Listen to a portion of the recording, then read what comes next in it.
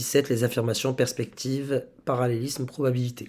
Voici 3 affirmations. Pour chacune d'entre elles, dire si elle est vraie ou fausse, en justifiant bien entendu.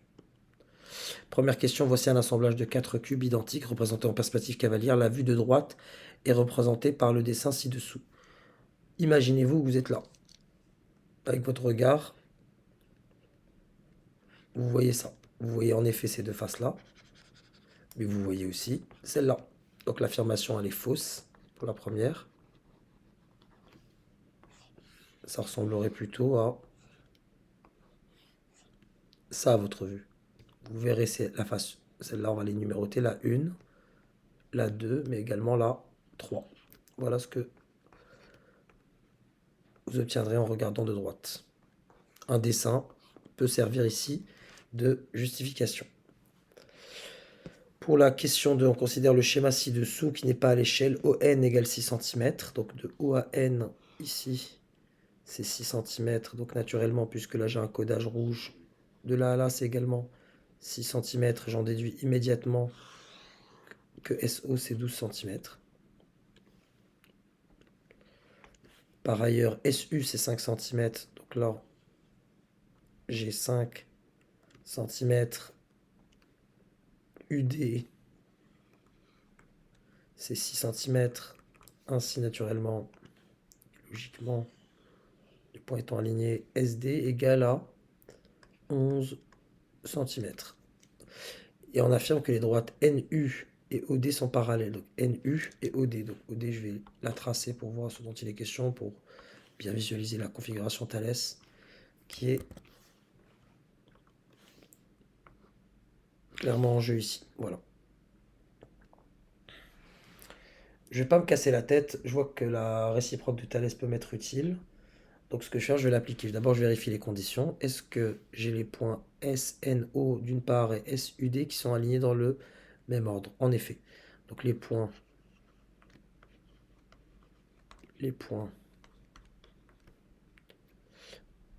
S, N, O et S, U, D sont alignés dans le même ordre. Sont alignés dans le même ordre. Par ailleurs, d'une part, je vais le faire directement ici sur le dessin, d'une part,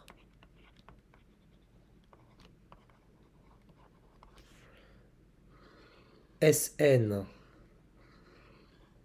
sur SO, SN sur SO est égal à 6, donc pour SN sur 12, ce qui me donne 0,5. D'autre part,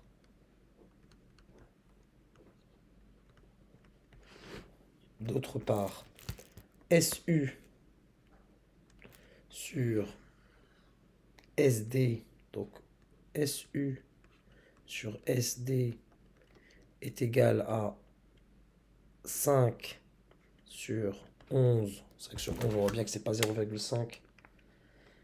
On va le calculer quand même. 5 divisé par 11 me donne 0,45 environ. Environ 0,45. Dans tous les cas, ce n'est pas 0,5. On a donc SN sur SO est égal à SU sur S est différent de SU sur SD. Donc d'après la réciproque, mais là on peut utiliser la contraposée parce que ça ne fonctionne pas quand on n'a pas l'égalité. Donc d'après la contraposée du théorème de Thalès, d'après la contraposée, puisque les rapports ne sont pas égaux, du théorème, d'après la contraposée du théorème de Thalès, les droites ne sont pas parallèles. Donc les droites NU et OD. NU et OD ne sont pas parallèles.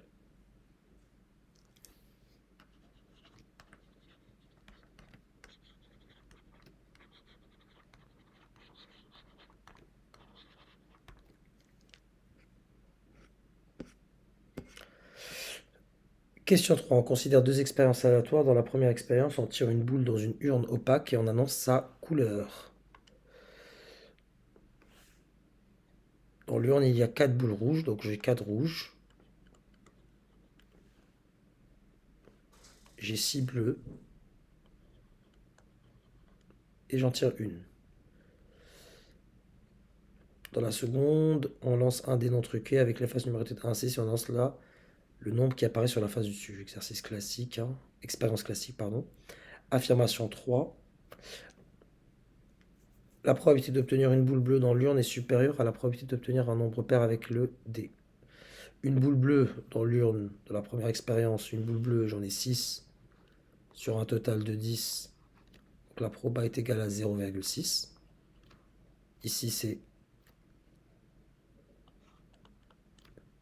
probabilité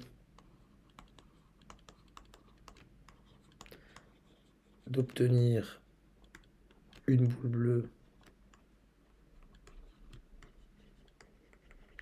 dans l'urne opaque, pour faire référence à cette situation.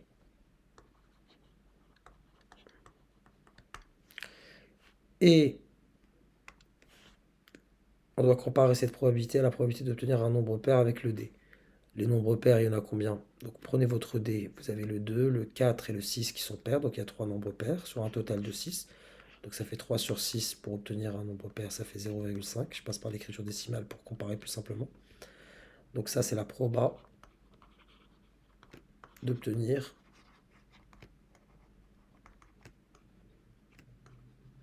un nombre pair. Clairement, on a que 3 sixièmes. 3 sixièmes est puisque c'est égal à 0,5, c'est inférieur à 6 dixièmes qui lui est égal à 0,6.